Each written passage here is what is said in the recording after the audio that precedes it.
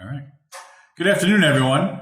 Welcome to another edition of Friar Focus from St. Anthony's Shrine in downtown Boston. I'm Father Frank Savola, the guardian of the Friary, and your host for this Friar Focus. Today we have with us Brother John Boissy. John is a friar from Cincinnati who has been living with us for the last year or so.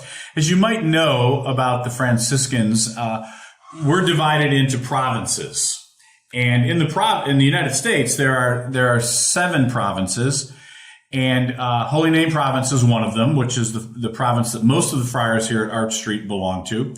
But another large, important province in the United States is St. John the Baptist Province, and that is based in Cincinnati. And Brother John is a member of that province.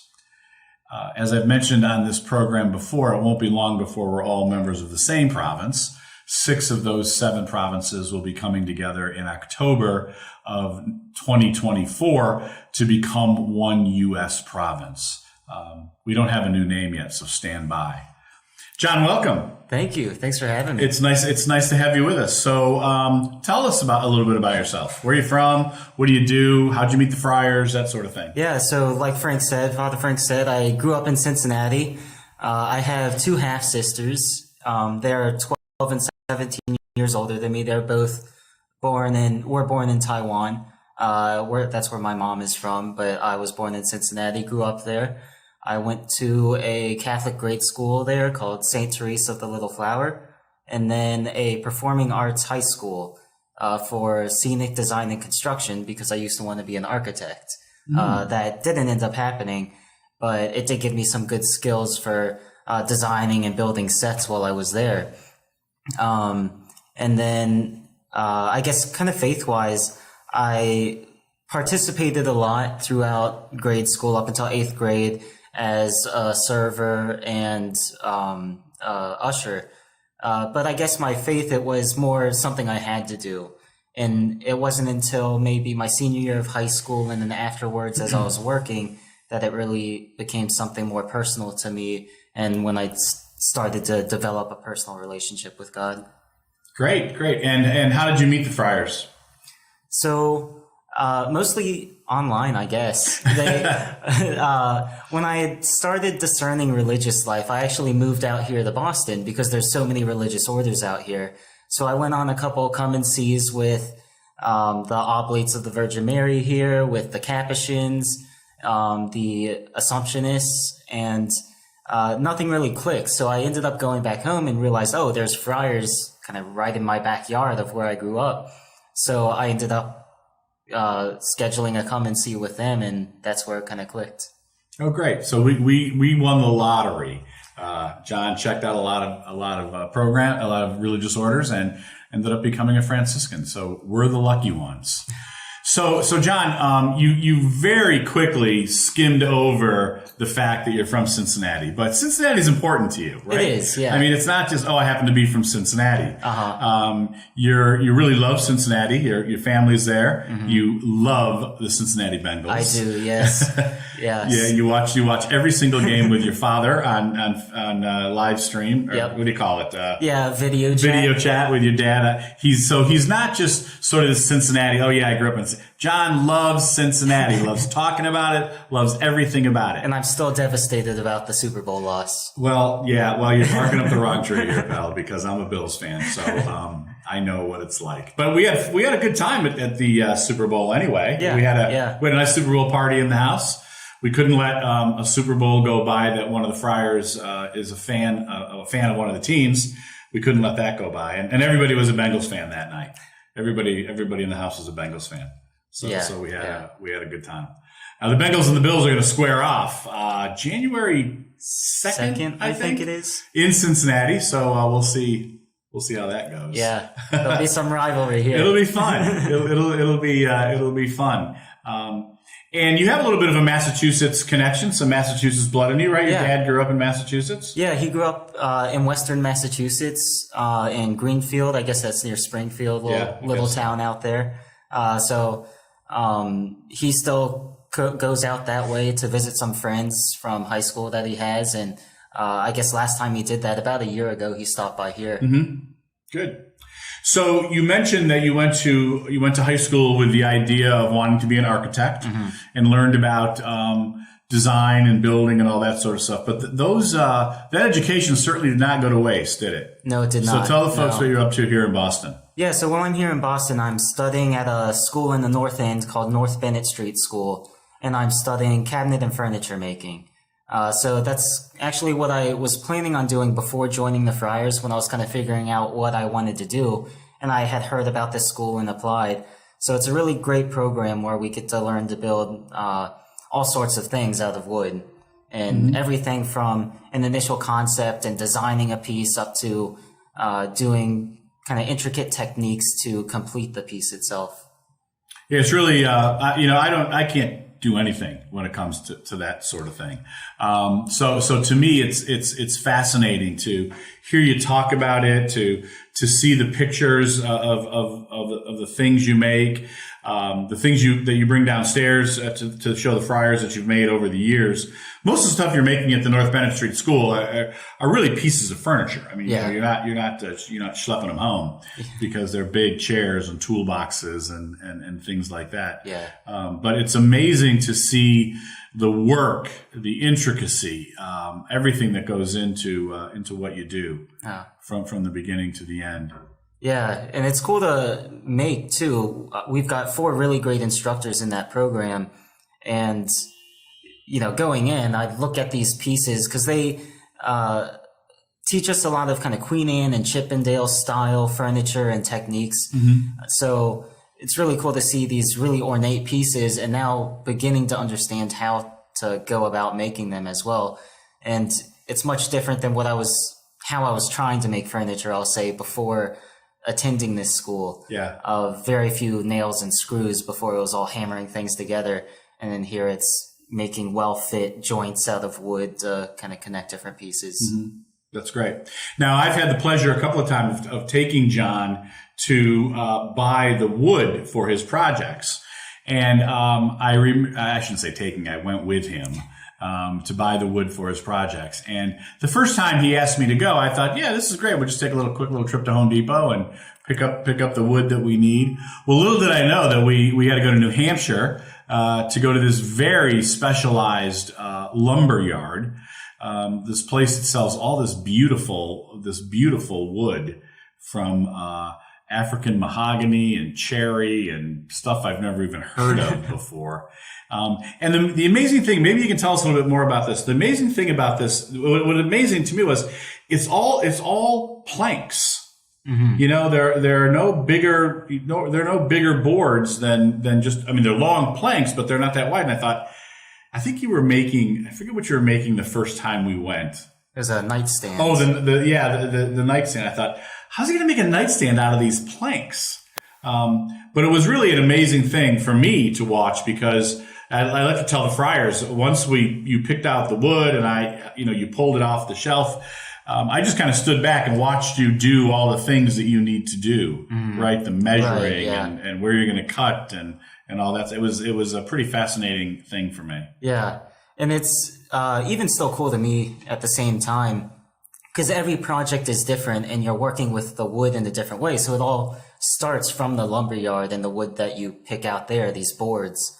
And I always see it as one of the great things of working with God's creation, and then taking this board and then you're trying to kind of read the grain in the board and what that will look like in the finished piece. So then you start to lay it out while you're still at there before you even buy it, so that you can see, oh, will this work well? Will the grain match well if I use it in this kind of way? If not, then put it back in the shelf, grab another one.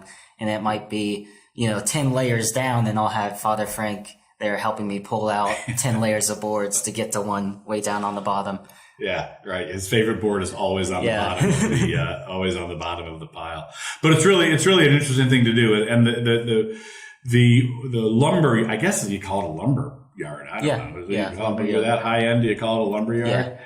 It's a fascinating place. The two of them, two different ones we've been to, are just these big warehouses, just filled with all this beautiful lumber, and all these people who are talented in this specialty, like John, running around the place, picking out exactly what they want. And it was almost like being in church. It's very quiet in there, and everybody's concentrating, and wow, it's really something. I look forward to going back again we'll go soon. If you ever need to. Okay, good. Yeah, I'll probably need to go back in the next month. All right, good. It's a fun trip.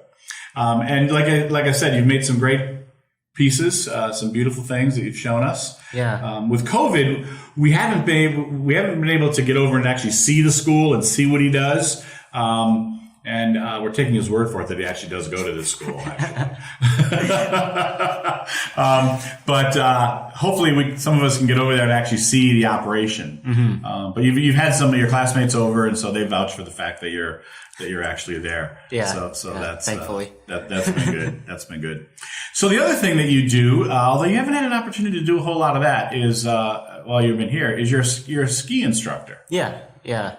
I taught skiing for about 7 years at this little hill outside of Cincinnati in Indiana, called Perfect North Slopes. So I was a children's ski instructor for 7 years, and I'd occasionally, the later years of those, I'd teach teenagers and adults as well, which was funny because I think I did it starting 13 up until I was about 20. So I was this still short kid. I was always short for my age, even at 20, and I looked like I was 15.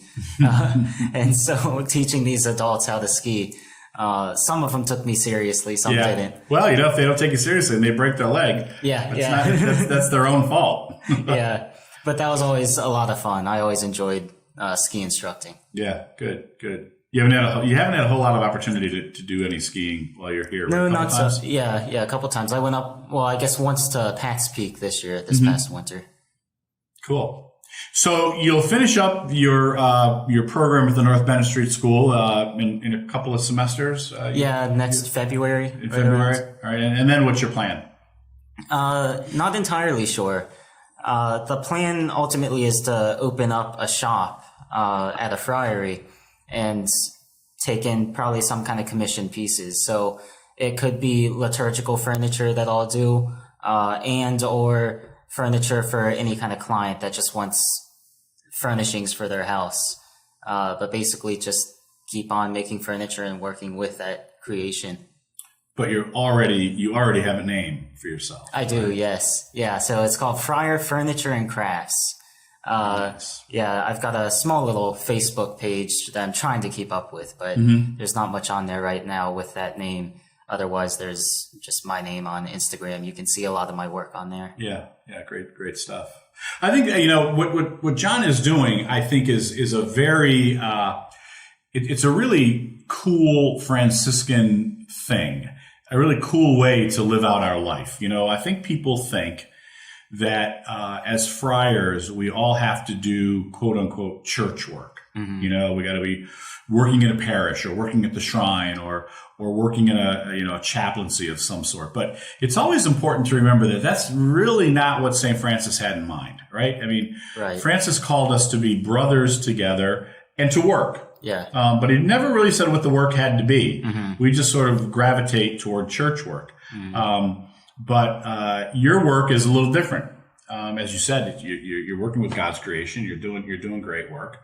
But you really are a great example of the kinds of things friars can do, but live our life, but live it out in a different kind of way. Yeah, and it's cool too because Francis did say whatever skills a brother has, that they can come in and use those skills. Mm-hmm. And it's really inspiring to see like Brother Sebastian here and doing his leatherworking and making sandals and seeing his shop.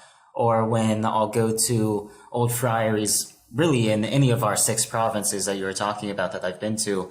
And then sometimes you'll see these old shops that are set up in the basement that aren't being used.